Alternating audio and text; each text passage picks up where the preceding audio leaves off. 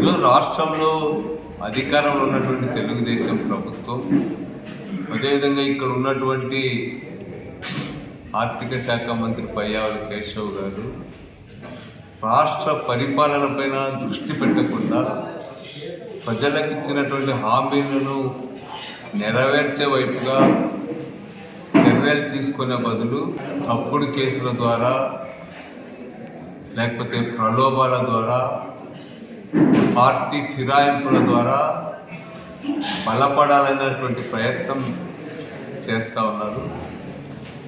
గత మండల ప్రజా పరిషత్ ఎన్నికల సందర్భంగా కనీసం పోటీ నుంచి ఉపసంహరించుకొని పలాయనం చిత్తగించినటువంటి తెలుగుదేశం పార్టీ ఈరోజు 100% ఉన్నటువంటి మండల ప్రజా పరిషత్ సభ్యులు, ఎంపీపీలు, జెడ్పీటీసీలను చూసి ఓర్వలేకపోతూ ఉంది.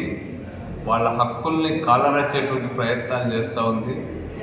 వాళ్ళని నిర్వీర్యం చేసేటువంటి ప్రయత్నాలు చేస్తూ ఉంది ఈ ప్రభుత్వం. ఈరోజు ప్రభుత్వం చేతులెత్తేసింది ఇప్పటికే ప్రజలకు ఇచ్చిన హామీలు నెరవేర్చే విషయంలో. అందుకనే పాజిటివ్ అజెండా లేదు కాబట్టి నెగిటివ్ అంశాల ఆధారంగా, డైవర్షన్ పాలిటిక్స్ ఆధారంగా తాను బలంగా ఉన్నానని చెప్పుకునేటువంటి ప్రయత్నం చేస్తూ ఉంది. కేశవ్ గారిని నేను ఈ సందర్భంగా ఒక విజ్ఞప్తి చేస్తూ ఉన్నా. అనంతపురం జిల్లాకు ప్రాణప్రదమైనటువంటి హంద్రీ నీవాను ఆ రోజు రాజశేఖర రెడ్డి గారి వల్ల జీడిపల్లి రిజర్వాయర్ను పూర్తి చేసి కాలువ అంతా కూడా చేసి 199% మొదటి దశ పనులను రాజశేఖర రెడ్డి గారు ఉన్నప్పుడే పూర్తయింది. అదేవిధంగా రెండవ దశలో కూడా దాదాపు 70% పనులను వైఎస్ రాజశేఖర రెడ్డి గారు ఉన్నట్టుగానే పూర్తి చేశారు. మీరన్నీ గొప్పలు గంభీరాలు పలికిన మీరు ఈరోజు 6,800 కోట్ల రూపాయలకు సంబంధించినటువంటి పరిపాలన అనుమతులను ఎందుకు రద్దు చేసినారు? అందరినీ వాళ్ళు 6,000 క్యూసెక్కులు పెంచితే తప్ప దాని కింద ఉన్నటువంటి భైరవాన్ తిప్ప కానీ, లేకపోతే అప్పర్ పెన్నార్ ప్రాజెక్టు కానీ, లేకపోతే కర్నూలుకు నీళ్ళు ఇచ్చే ప్రాజెక్ట్స్ కానీ, ఇవన్నీ కూడా 65 టీఎంసీలు అవసరమవుతాయి. దాన్ని దృష్టిలో పెట్టుకుని జగన్ గారు 6,500 కోట్ల రూపాయల పరిపాలన అనుమతులు ఇచ్చి అందుకు వెడల్పు చేయడానికి కూడా 6,000 క్యూసెక్కుల నీటి ప్రవాహానికి అనుగుణంగా జీవోలు ఇవ్వడం జరిగింది. ఈరోజు మీరు ఆ జీవోలను ఎందుకు రద్దు చేశారని చెప్పి నేను అడుగుతా ఉన్నాను. ఆ జీవోలను రద్దు చేయడమే కాకుండా 3,800 క్యూసెక్కులతోనే లైనింగ్ వేయడానికి కూడా జీవోలను మీరు ఇచ్చిన తొందరలోనే టెండర్స్ కూడా పిలుస్తామని చెప్పి మీరు చెప్తా ఉన్నారు. మరి దీనిపైన మాట్లాడవయ్యా కేశవ్ అని చెప్పి నేను అడుగుతా ఉన్నా. దానిపైన మాట్లాడేది ఇచ్చిపెట్టి పక్కింటోని పుట్టిన బిడ్డను ఎత్తుకొని ముద్దులాడే ప్రయత్నం చేస్తూ ఉన్నావు. వాళ్ళు ఫ్యాన్ గుర్తు పైన గెలిచినారు ఎంపీపీలు, ఎంపీటీసీలు అందరూ కూడా.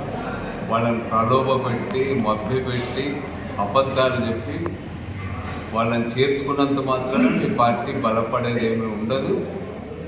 ప్రజల విశ్వాసాన్ని చూరగొనేటువంటి పద్ధతుల్లో మీరు పరిపాలన చేస్తే బలపడగలరు తప్ప ఇట్లాంటి షార్ట్ కట్స్ వెతుక్కోవడం మానుకోండి అని చెప్పి నేను హెచ్చరిక చేస్తాను.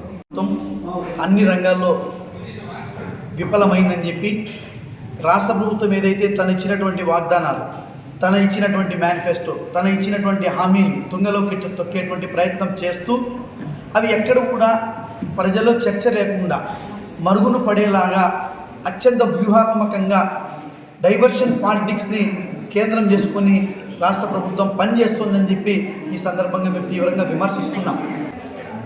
అదే ఈరోజు రాష్ట్రంలో పంచాయతీరాజ్కు సంబంధించినటువంటి చూసినట్లయితే కేంద్ర ప్రభుత్వం ఇచ్చినటువంటి ఎన్ఆర్ఈజీఎస్ గ్రాంట్ తప్ప ఇంతవరకు కూడా ఈ రాష్ట్రంలో ₹1 కూడా ఇక పంచాయతీరాజ్కు సంబంధించి వ్యవస్థల బలోపేతానికి సంబంధించి అభివృద్ధికి సంబంధించి ₹1 సందర్భం లేదు అని చెప్పి ఈ సందర్భంగా గుర్తు చేస్తా ఉన్నా.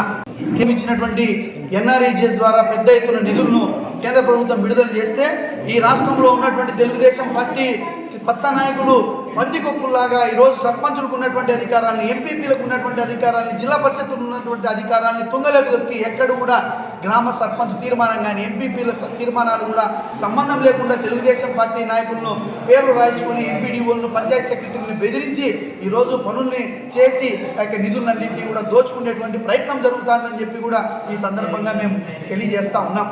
ఈరోజు మొన్న రీసెంట్గా గాలివీడు ఎంపీపీ కార్యాలయంలో ఎంపీపీని కలవడానికి వచ్చినటువంటి విజిటర్స్ను తన ఛాంబర్లో కూర్చోమని చెప్తే ఎంపీడీఓ ఆ యొక్క బీగాలు తీసుకోకుండా ఛాంబర్ను ఓపెన్ చేయించకుండా లేదు మీ ఎంపీపీని పిలుచుకోకపోండి అని చెప్పి ఈరోజు తెలియజేసేటువంటి ప్రయత్నం జరుగుతుంది. ఎంపీపీ తన కోసం వచ్చినటువంటి విజిటర్స్ తన ఛాంబర్లో కూర్చోబెట్టుకునేటువంటి అధికారం ఈ రాష్ట్రంలో ఎంపీపీలకు లేదా పవన్ కళ్యాణ్ అని చెప్పి ఈ సందర్భంగా నేను ప్రశ్నిస్తా ఉన్నా. నువ్వు ఎంపీడీఓను పరామర్శించడానికి ప్రత్యేక హెలికాప్టర్ వేసుకొని వచ్చి పరామర్శించావే, నీకు నిజంగా పంచాయతీరాజ్ డిపార్ట్మెంట్ పట్ల ప్రేమ ఉంటే ఈరోజు ఏలూరు జిల్లాలో ఏలూరులో నర్సాపురం ఎంపీడీఓ ఇక సూసైడ్ మీ అధికారుల యొక్క ప్రజాప్రతినిధులు, తెలుగుదేశం పార్టీ ప్రజాప్రతినిధులు, కూటమి యొక్క ప్రజాప్రతినిధుల యొక్క ఒత్తిళ్లకు తట్టుకోలేక MPDO Venkataramana Narsapuram MPDO group 1 అధికారి సూసైడ్ చేసుకుంటే ఈ రోజు కూడా ఆ కుటుంబాన్ని పరామర్శించినటువంటి ఈ పాపాన పోలేదు మీ యొక్క ప్రభుత్వం అని చెప్పి కూడా ఈ సందర్భంగా తెలియజేస్తా ఉన్నా. అంటే మీకు మీ ప్రభుత్వం పట్ల కానీ మీ ప్రభుత్వ అధికారుల పట్ల కానీ ఆవగించంత చిత్తశుద్ధి లేదు. అందు నిత్యం కూడా ఇక డైవర్షన్ పాలిటిక్స్ని కేంద్రం చేసుకొని ఈరోజు ఇక రాష్ట్రంలో కులాల మధ్య, మతాల మధ్య, వర్గాల మధ్య, పార్టీల మధ్య ఈరోజు విషం చిమ్ముతూ ఈరోజు మీరు ధనార్జనే జయంగా ఈరోజు ఒక్క ప్రభుత్వ స్కీమ్ కూడా ఇంతవరకు కూడా అమలుకు నోచుకోకపోగా ఈరోజు రాష్ట్రంలో దాదాపు 75,000 కోట్ల రూపాయలు ఈరోజు తీసుకొచ్చినటువంటి అప్పులు మొత్తం కూడా అప్పుల పేరుతో తెచ్చినటువంటి మొత్తం ధనాన్ని ఈరోజు మీరు దోచుకునేటువంటి ప్రక్రియను ఈరోజు మీరు దిగ్విజయంగా అమలు పరుస్తున్నారు. మీ కూటమికి త్వరలో తగిన గుణపాఠం చెప్పడానికి కూడా వైఎస్ఆర్ కాంగ్రెస్ పార్టీ సిద్ధంగా ఉందని చెప్పి ఈ సందర్భంగా తెలియజేస్తా ఉన్నారు.